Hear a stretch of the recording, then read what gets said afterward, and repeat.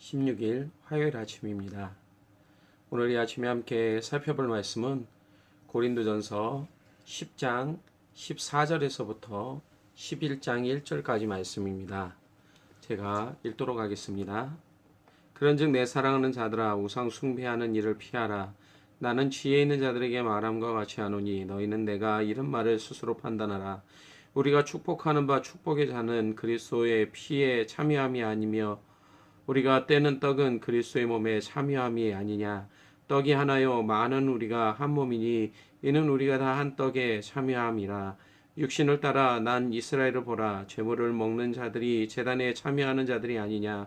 그런즉 내가 무엇을 말하느냐. 우상의 제물은 무엇이며 우상은 무엇이냐. 무릇 이방인이 제사하는 것을 귀신에게 하는 것이요 하나님께 제사하는 것이 아니니 나는 너희가 귀신과 교제하는 자가 되기를 원하지 아니하노라. 너희가 주의 잔과 귀신의 잔을 겸하여 마시지 못하고 주의 식탁과 귀신의 식탁에 겸하여 참여하지 못하리라. 그러면 우리가 주를 노여워하시게 하겠느냐. 우리가 주보다 강한 자냐. 모든 것이 가하나 모든 것이 유익한 것은 아니요 모든 것이 가하나 모든 것이 덕을 세우는 것이 아니니 누구든지 자기의 유익을 구하지 말고 남의 유익을 구하라. 무릇 시장에서 파는 것은 양심을 위하여 묻지 말고 먹으라. 이는 땅과 거기 충만한 것이 주의 것임이라. 불신자 중 누가 너희를 청할 때에 너희가 가고자 하거든 너희 앞에 차려놓은 것은 무엇이든지 양심을 위하여 묻지 말고 먹으라. 누가 너에게 이것이 재물이라 말하거든 알게 한 자와 그 양심을 위하여 먹지 말라. 내가 말한 양심은 너희의 것이 아니요 남의 것이니 어찌하여 내 자유가 남의 양심으로 말미암아 판단을 받으리요. 만일 내가 감사함으로 참여하면 어찌하여 내가 감사한 것에 대하여 비방을 받으리요. 그런즉 너희가 먹든지 마시든지 무엇을 하든지 다 하나님의 영광을 위하여 하라. 유대인에게나 헬라인에게나 하나님의 교회에나 거치는 자가 되지 말고 나와 같이 모든 일에 모든 사람을 기쁘게 하여 자신의 유익을 구하지 아니하고 많은 사람의 유익을 구하여 그들로 구원을 받게 하라. 내가 그리스도를 본받는 자가 된 것 같이 너희는 나를 본받는 자가 되라. 아멘. 모든 사람에게는 삶의 우선순위가 존재합니다. 자신에게 유익이 되거나 즐거움의 대상이 되는 것을 중심으로 우선순위는 결정됩니다. 그리고 이것들이 자신의 삶에 커다란 영향을 미치게 되는 것을 볼 수 있습니다. 여러분들에게 우선순위가 되는 것이 어떤 것들이 있습니까? 성도로서 현재 우리들이 붙들고 있는 우선순위는 무엇입니까? 오늘 바울이 고린도전서 10장에서 이야기하는 내용의 주제는 우상숭배입니다. 그리고 바울은 14절에서 그런즉 내 사랑하는 자들아 우상숭배하는 일을 피하라 라고 고린도 교회 성도들을 향해 말하고 있습니다. 그런데 본문의 내용을 읽다가 보면 바울이 지금 말하고 있는 주제가 왠지 우리에게는 낯설고 삶과는 많이 동떨어져 있다라는 것을 느끼실 것입니다. 그러한 예는 18절에 제단에 참여한다든지 28절과 같이 특별한 경우가 아닌 이상 우리들은 우상에게 바쳐진 제물을 먹는 일은 거의 희박하기 때문입니다. 대부분 우리 중에는 이러한 일에 참여하는 분들이 극히 적기 때문입니다. 그런 의미에서 오늘 말씀은 왠지 우리의 삶과는 조금 거리가 먼 내용으로 생각할 수 있습니다. 하지만 바울이 말하는 우상 숭배에 관한 내용은 우리의 삶에 좀 더 넓게 적용해 본다라면 여전히 우리도 이 안에서 자유롭지 못하다라는 것을 깨닫게 됩니다. 우선 바울은 10장 가운데 세 가지의 예를 들고 있습니다. 먼저는 출애굽기 32장의 사건을 기록하는데요. 7절 말씀에 그들 가운데 어떤 사람들과 같이 너희는 우상 숭배하는 자가 되지 말라. 기록된 바 백성이 앉아서 먹고 마시며 일어나서 뛰논다함과 같으니라 라고 말합니다. 이 장면은 모세가 시내산에 올라가 하나님께로부터 십계명을 받을 때 백성들 안에 나타났던 모습입니다. 그들은 그곳에서 자신들을 애굽에서 인도해낸 그러한 신을 만들기 위해 각자의 귀에 있는 금고리를 모았습니다. 그리고 그들이 만든 것은 바로 금송아지였습니다. 다 만들어진 금송아지를 보며 그들이 취한 것은 자신들을 애굽에서 인도해낸 신이라고 외치며 춤추며 뛰노는 것이었습니다. 결국 이 일로 이스라엘 백성 가운데 3,000명 가량이 레위 자손들에게 죽임을 당하게 되었습니다. 두 번째 사건은 민수기 25장에 기록된 내용입니다. 오늘 8절에 그들 중에 어떤 사람들이 음행하다가 하루에 2만 3천 명이 죽었나니 우리는 그들과 같이 음행하지 말자. 하나님은 이스라엘 백성들에게 가나안 땅에 들어가기 전에 그곳에 사는 이방 연인들을 가까이 하지 말라라고 명하셨습니다.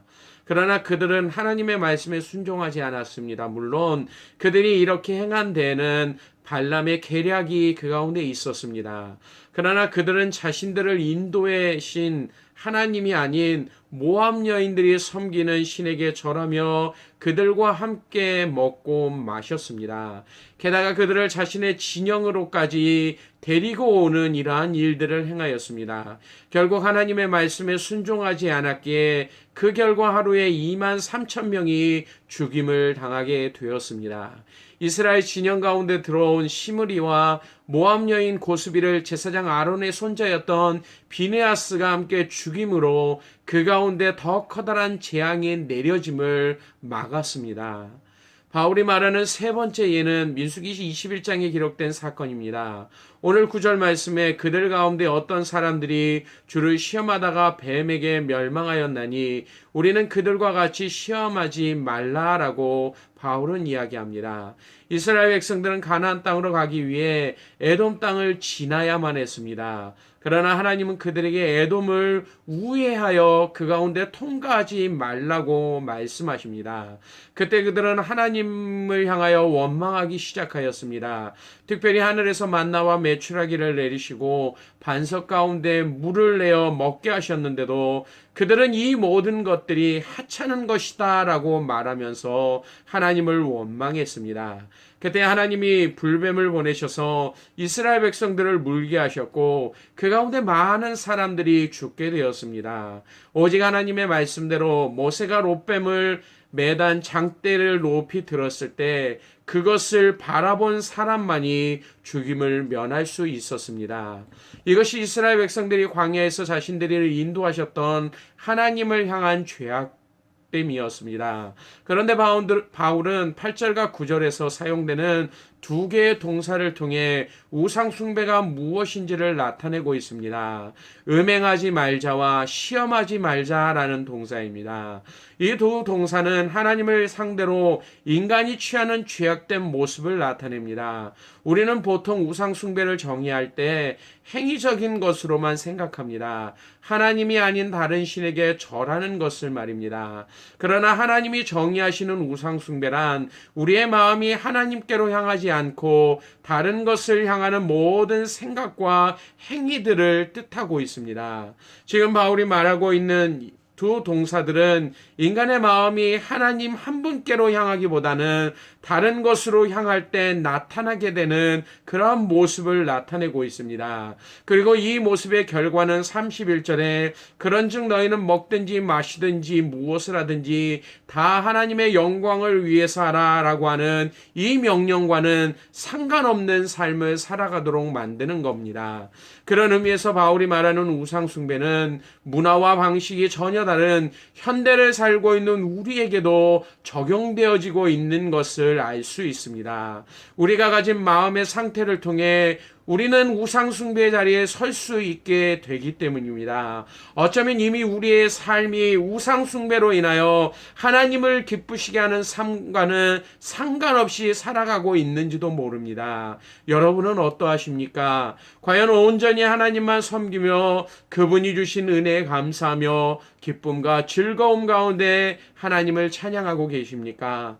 바울은 구약과 신약에 나타나는 동일한 사건들을 통해 우리가 우상 숭배에 빠지지 않고 하나님을 온전히 섬길 수 있는 방법을 제시하고 있습니다. 그것은 바로 예수 그리스도만이 나의 삶의 유일한 소망임을 알고 그분만을 붙잡는 것입니다.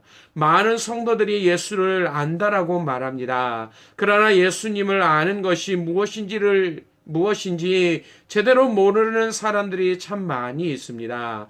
2절에서부터 4절 말씀을 보십시오. 모세에게 속하여 다 구름과 바다에서 세례를 받고 다 같은 신령한 음식을 먹으며 다 같은 신령한 음료를 마셨으니 이는 그들을 따르는 신령한 반석으로부터 마셨음에 그 반석은 곧 그리스도 신이라 라고 바울은 말합니다. 바울은 애굽에서 나온 이스라엘 백성들이 예수 그리스도 안에서 은혜를 경험했다라고 말합니다. 그런데도 그들에게 나타난 결과가 무엇이었습니까? 5절에 그들의 다수를 하나님이 기뻐하시지 아니하셨으므로 그들이 광야에서 멸망을 받았다라고 기록하고 있습니다.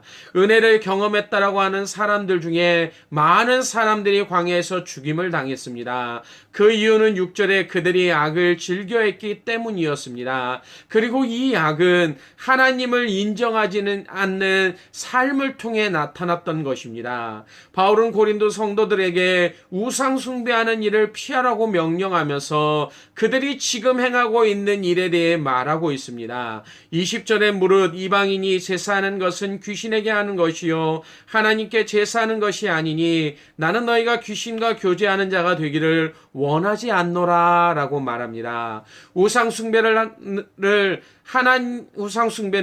하나님에게서 멀어지도록 만드는 그러한 행위입니다. 마귀는 이러한 일들을 통해 성도들이 하나님이 아닌 다른 것에 시선을 돌리도록 만들어 버립니다. 결국 참되신 하나님에게서 멀어지도록 만드는 것이 우상숭배임을 나타내고 있습니다. 이것이 우상숭배를 통해 성도들에게 나타나는 결과이고, 그런 의미에서 바울은 골로새서 3장 5절에서 탐심은 우상숭배라고까지 말하고 있습니다. 탐심은 세상의 것을 사랑하는 마음입니다. 그리고 이 마음은 성도로 하여금 하나님이 아닌 세상을 향하도록 만들기에 그것이 바로 우상숭배라고 정의하고 있는 것입니다. 지금 여러분의 삶의 우선순위로 세워놓는 것이 무엇입니까? 세상의 부와 명예입니까? 사람들의 인정입니까? 그것을 통해 세상 가운데 높임을 받기를 원하는 것, 이것이 오늘 우리들이 갖고 있는 인생의 모습입니까? 우리들이 추구하는 삶의 모습을 다시 한번 살펴볼 수 있기를 원합니다. 우리들은 주님을 안다라고 말할 수 있습니다. 또한 온 마음을 다해 그분만 사랑한다라고 표현할 수 있습니다. 그러나 우리의 마음이 참되신 하나님을 인정하는 것이 아니라면, 그리고 세상을 향해 기울어져 있다라고 한다라면 그것은 우상숭배임을 기억해야만 합니다. 바울이 말한 것처럼 우리의 마음속에 자리 잡고 있는 우상을 내어버리시 수 있기를 바랍니다. 우리들이 간절히 바라고 소망하는 것이 예수 그리스도가 아니라면 아무리 높이 세워지고 아름답게 세워진 것이라 할지라도 우리의 인생 가운데는 무가치한 것입니다. 모두 다 무너뜨려야만 합니다. 그리고 반석 대신 예수 그리스도 위에 우리의 삶을 다시 세워 나갈 때만이 그것이 하나님을 기쁘시게 하는 것이고, 우리의 삶을 통해 모든 사람들에게 하나님의 영광을 나타낼 수 있는 그러한 삶의 모습임을 가르쳐주고 있는 것입니다. 오늘도 이러한 삶을 통해 주님과 동행하시기를 바랍니다. 그리고 이러한 삶을 통해 하나님의 영광을 드러낼 수 있기를 바랍니다. 오늘도 이러한 삶이 우리 가운데 이루어지기를 소망합니다. 이러한 삶을 통해 주님의 은혜로 충만하여지는 복된 하루가 될 수 있기를 주님의 이름으로 간절히 축원합니다. 기도하겠습니다. 아버지 하나님, 오늘도 우리의 삶 가운데 하나님을 온전히 섬길 수 있는 마음을 우리 가운데 허락하여 주시기를 원합니다. 여전히 우리의 마음이 하나님께로 향하지 않고 세상으로 향하기에 여전히 우상 숭배 가운데 하나님을 기쁘시게 하기보다는 여전히 하나님의 마음을 근심케 하는 것, 그것이 우리의 삶의 모습이 아닌지를 되돌아보기를 원합니다. 또한 이러한 모습을 통해 하나님의 영광을 드러내지 못하기에 여전히 우리의 삶을 통해 하나님이 기뻐하시지 않는 그러한 일 가운데 머물고 있는 것, 이것이 우리들이 갖고 있는 인생의 모습이 아닌지를 다시 한번 돌아볼 수 있도록 인도하여 주시길 원합니다. 아버지 하나님, 우리의 삶을 통해 온전히 하나님만을 자랑하며 드러내기를 원합니다. 나의 삶의 목적이 예수 그리스도이기에 오늘도 그러한 삶을 통해 나와 함께하는 모든 자들에게 유익이 되어지는 복된 삶을 살아갈 수 있는 자들이 되어질 수 있기를 원합니다. 성령 하나님, 오늘도 우리의 삶 가운데 이러한 은혜를 더하시고 함께하여 주셔서 날마다 예수 그리스도를 통해 우리의 삶이 온전히 세워지는 복된 삶이 될 수 있도록 인도하여 주시기를 원합니다. 감사를 드리며 예수님 이름으로 기도드리옵나이다. 아멘.